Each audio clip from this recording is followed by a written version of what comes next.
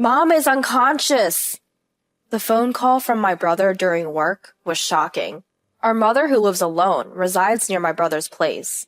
Being a worrier, my brother checks on her whenever he has time. Today, after finishing work, he stopped by our childhood home. He had called her before heading over, and she said she would prepare food for him. Yet, there was no response at the intercom, so he thought something was wrong and unlocked the door. He found our mother collapsed in the kitchen and quickly called an ambulance. My name is Susan. I'm 32 years old and work as a staff at an electronics store. Our father passed away from an illness about 5 years ago, leaving our mother living alone in our childhood home. I have been living alone because I often work overtime, and it's more convenient to be close to work. It's only about a 10-minute train ride to our childhood home, so I visit about once a month. Just recently, I saw our mother in good health at home. Despite that, I rushed to the hospital after hearing she had suddenly been taken there by ambulance. At the hospital, I met up with my brother, and when we entered our mother's room, the doctor soon came in and told us she had passed away. The cause was a heart attack. I was stunned, unable to accept the reality. But I couldn't dwell on my sadness. Unlike our father's illness-related death, I had never even considered the sudden loss of our mother, so there were many things to do for the funeral. By the time we finished the funeral, both my brother and I were exhausted. After that, we decided to split up and handle various procedures. First, we went to our childhood home to sort through our mother's belongings. As my brother and I were heading there, I spotted a cell phone store. Come to think of it, we need to cancel Mom's cell phone plan, right? I'll ask what we need to do. I could have called and asked later, but since it was on our way back, we decided to stop by. The cell phone store was busy when we arrived. On second thought, it was peak season. The store had a big promotion for student discounts, and none of the staff paid any attention to us. Did they think we had no business there because we weren't students? Slightly annoyed, my brother and I entered the store. I was approached by a staff who looked like an information staff, so I said, "I'd like to ask you about cancellation." The female staff made a blatantly disgusted face. "You want to cancel? Please wait a moment." She seemed a bit younger than me, but her attitude was quite rude. I just wanted to ask about the required documents, but she was busy, so it couldn't be helped. My brother and I waited, and I noticed the same female staff member treating a parent and student with a bow and a smile. Sure, cancellations might not generate revenue, but we were longtime customers, so at least they could treat us fairly. My brother remarked that it was busy and started looking up information about bank cancellations on his smartphone. The other staff members were also busy, and the guide blatantly ignored us. I couldn't take it anymore and decided to speak to the female staff member again. "My mother passed away, so we want to cancel her plan. If you could just tell us the required documents, we'll gather them and come back. How soon can you help us with that?" Though I was upset, I'm a working adult too. I tried to convey my message as politely and concisely as possible. Then the female staff said, "The person themselves should come for the cancellation. Just bring a driver's license." I wanted to say, "Were you even listening?" But I held back. "So my mother has passed away, and we want to cancel on her behalf." As I said that, the female staff furrowed her brow. "As I said, we can't cancel it without the person themselves." Frustrated, I snapped, "I told you, she's deceased." Then the female staff laughed and said, "Well then, bring her bones." She made a shooing gesture. There was no point in staying here any longer. Let's just go home for now. My brother seemed upset as well. I glared at her and left the store with my brother. I thought about talking back, but we were near our family home, and I didn't want to cause a scene in front of the neighbors, so I held back for now. A few days later, we went to the cell phone shop again. We didn't want to be charged for another month, so we wanted to cancel as soon as possible. Since I work at an electronics store, I asked a colleague in the mobile department to look into it and gather the necessary documents.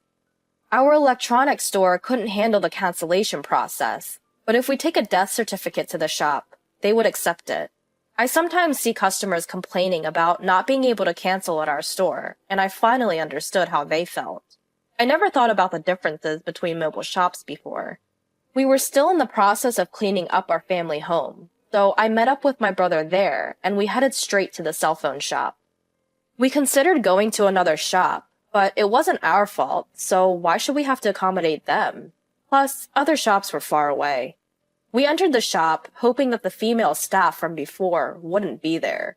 However, she was the one greeting customers again. She seemed to have forgotten about us, so when I said, "We were here before, and our mother passed away, so we came to cancel her cell phone," the female staff looked shocked as she looked at my face. "I brought the necessary documents, so please proceed." As I said that, she put her hand on the earpiece she was wearing. By the way, the earpiece is a type of small radio, which I also wear at work. She reluctantly led us to a table. She probably received instructions from her supervisor to do so. I wanted someone else to handle it, but we just wanted to get this over with and leave. As soon as I thought that, she sat down with a mocking smile. "I told you last time, right? We can't cancel without the person themselves. So where's your mother? Is she just invisible to me or something?" What's with that attitude? Just before I snapped, my brother held me back. I didn't understand why, but my brother calmly said, "We brought the person themselves," and placed a bag on the table. The female staff looked into the bag with a mocking expression. My brother silently opened the bag. Inside was the female staff didn't seem to know what it was, so she leaned in with a puzzled expression. My brother opened the lid and said, "These are her bones." The next moment, the female staff member said, "Phew!" and fell from the high chair she was sitting on. An incredibly loud noise occurred, and another male staff rushed over. The male staff seemed flustered, but the female staff's face turned pale, and she didn't speak. I said to the female staff, "Could you stop making that face as if you've seen a ghost? Is this your first time seeing cremated remains? But you're the one who told me to bring them, right?" Then the male staff began to bow his head. Apparently, he was the store manager. When I told the manager what I had been told earlier, he bowed his head again. As I spoke to the manager, the store became crowded. I told the manager, "Please go and attend to other customers. It's just a contract cancellation, and it will be over quickly if this person takes care of it." Although the manager seemed confused, he was called on his walkie-talkie and, in a strict tone, told the female staff to do her job properly before going to attend to other customers. I placed my mother's cell phone next to the opened, "So, I want to cancel this." When I said that, the female staff hurriedly said, "Please put the remains away quickly." But my brother spoke nonchalantly. "It's okay, I'm not doing anything bad. Besides, you're the one who told me to bring the remains. My mother will watch over us too." I couldn't help but laugh at his words. The female staff glared at me and said, "Show me your driver's license." "Whose? Mine? My mother's?" I placed both my mother's and my driver's licenses on the table. I also lined up the death certificate and the credit card my mother used for automatic withdrawal. The female staff took all of them without saying a word and left the table. I stopped her. "Wait, don't just take them without asking. What are you using them for? You told me to show my driver's license, but you didn't tell me the purpose." "Oh, it's to confirm customer information."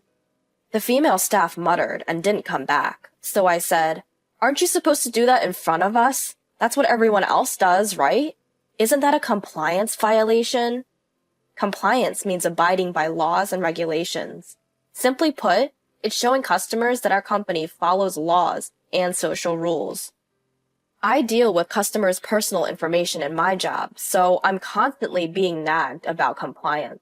It's even more strict in a cell phone shop that handles a lot of personal information. But this female staff showed no sense of urgency. I was also irritated by that. But she flinched when she heard the word compliance. The saleswoman hastily brought back the personal information she took, and brought a terminal where I can view the contract information instead. By the way, my brother, being aware of the surroundings, quickly puts away the and gives the female staff a cold look. The female staff seems to be concerned about the customers entering the store while dealing with us, and the conversation is not progressing smoothly. Then she says, "There will be an annual contract cancellation fee, which will be billed next month." However, I had checked with the person in charge of cell phones at my workplace that it would be waived. So I asked, I heard that it would be waived if the contract holder passed away. Is that true? Upon hearing this, she starts to look into it in a hurry. I sigh and take out my smartphone. I open the inquiry page on the cell phone company's website and show the official answer to the female staff. The female staff looks up and says, "Then it won't be charged, I guess," which irritated me. Excuse me, what's with that attitude? I couldn't help but say that, and she glared at me, but I continued.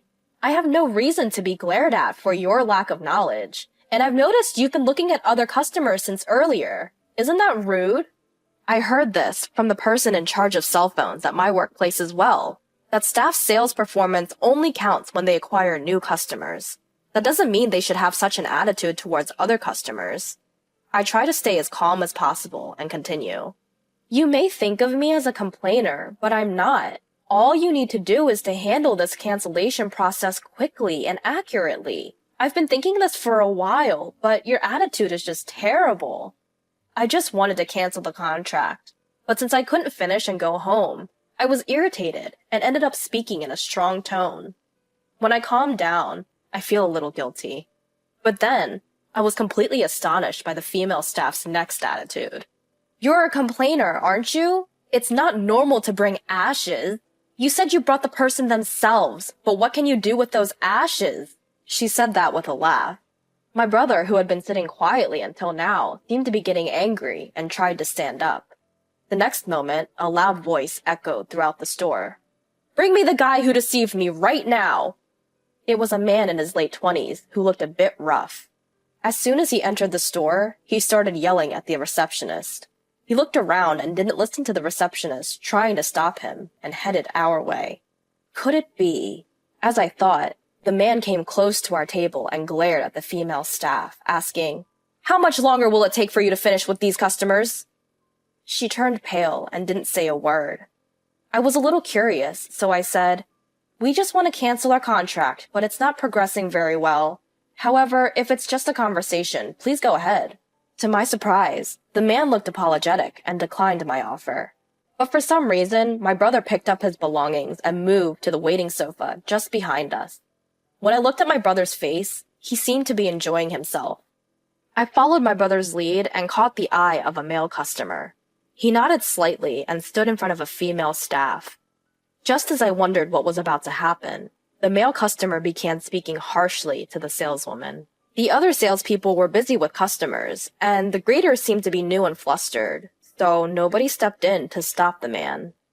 From what I could hear, he had signed a new contract a week ago and was angry because the content of the contract was different from what he had discussed, and he had been given many options without his consent. I had heard that such misunderstandings were common at our store's cell phone department, so at first I thought the male customer might be mistaken. But then the saleswoman said something outrageous. That kind of minimum fee doesn't help my performance. Since you signed the contract, can you stop complaining? I then remembered something. At our store, we have seen similar complaints. But to prepare for such trouble, we properly write down the contract details and hand them to the customers. Even if there's a complaint, that serves as evidence. And after explaining to the customer again, they usually calm down and accept that they misunderstood. But I don't know if it's just this store or this saleswoman, but there seem to be no such measures in place, and it seems that the saleswoman ignored the customer's wishes and acted on her own. Of course, he had every right to be angry. I was already surprised enough, but then the saleswoman suddenly got up as if remembering something.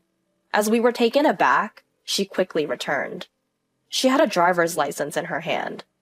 I forgot to return this the other day. I'll give this back to you, so please just leave. It appeared to be the male customer's driver's license. The man was furious again at her unapologetic attitude. I was searching everywhere for it, thinking I had lost it somewhere. You should have contacted me when you realized. What's wrong with you? Is this staff insane? The store manager, who had just finished seeing off other customers, rushed over. He apologized profusely, but of course, it was not a problem that could be forgiven with an apology. The manager took the saleswoman to the back for a moment. Then, the male customer apologized to me, and as we engaged in a light conversation, he said, "You seem to know a lot. Are you a cell phone person?" I told him that I was a salesperson at an electronics store, and the male customer seemed satisfied with that answer. At first, I thought he looked tough and scary, but after talking to him, he was surprisingly normal and even apologized for surprising me earlier.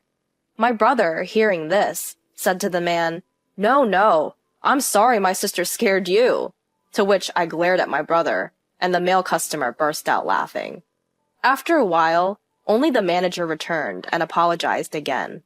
He told the male customer that they would like to verify the facts and take appropriate action after contacting him later. The male customer sighed, nodded to us, and left. We asked the manager to process our cancellation, and it was done in just a few minutes. What was all that time for? We also sighed and left the store. Later, we received a customer service survey from the cell phone company, so we gave the lowest rating and wrote everything that happened in the free comment section. I thought it was a small act of revenge, but when I later talked to the person in charge of mobile phones, they told me that it was uncommon to receive such a low rating, and the staff would probably get a serious reprimand. Knowing that, my mood brightened a bit. About 2 weeks later, while I was working, I was approached for product information, and to my surprise, it was the male customer from that day. He recognized me too, and told me what happened afterward. The manager had contacted him, and the female staff had been let go, and he was offered a refund and a few months of free basic charges. It seemed like compensation for the inconvenience. Since then, that man would occasionally visit the store, and we would chat whenever we met. After some time, he told me that he saw the female staff in front of the mobile phone shop. She was apparently begging the manager outside the store, saying she couldn't make a living without a job, that she had been kicked out of her apartment, and pleading to be hired again. But the manager firmly rejected her. I couldn't help but laugh when I heard this. Later on, I happened to run into him near my parents' house, and we exchanged greetings. We laughed about the strange connection and exchanged contact information. Then, to my surprise, he asked me out, and I accepted. Thanks to that, both my work and private life have become fulfilling.